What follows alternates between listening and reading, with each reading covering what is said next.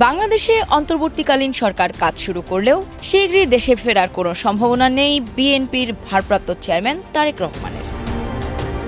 লন্ডনের তারেক রহমানের সাথে সম্পর্কিত সূত্রগুলো জানিয়েছে, আরও কিছু সময় পর্যবেক্ষণ করে দলের কয়েকটি ধাপের নেতাদের সাথে বৈঠকের পরে দেশে আসার দিনক্ষণ নির্ধারণ করবেন তারেক রহমান।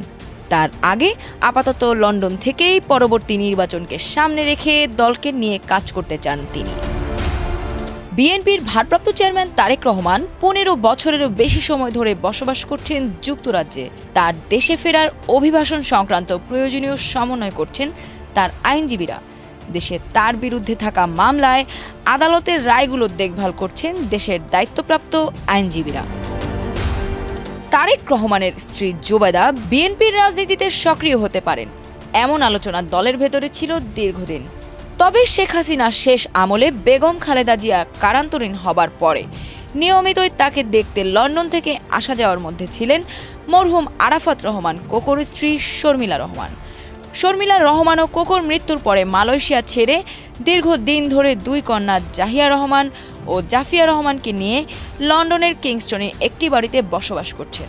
এ বিষয় নিয়ে যুক্তরাজ্যের স্বেচ্ছাসেবক দলের সভাপতি নাসির আহমেদ শাহিন বলেন, আপাতত তারেক রহমানের দেশে ফেরা নিয়ে কিছু জানা যায়নি, তবে অচিরেই দেশে ফিরবেন বলে জানিয়েছেন।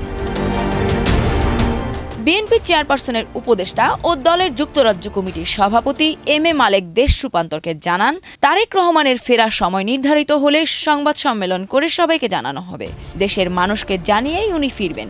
তার আগে লন্ডন কমিউনিটিতে তিনি দীর্ঘদিন ছিলেন, কমিউনিটির মানুষের সাথেও কথা বলবেন তিনি। ডেস্ক রিপোর্ট, দেশ রূপান্তর।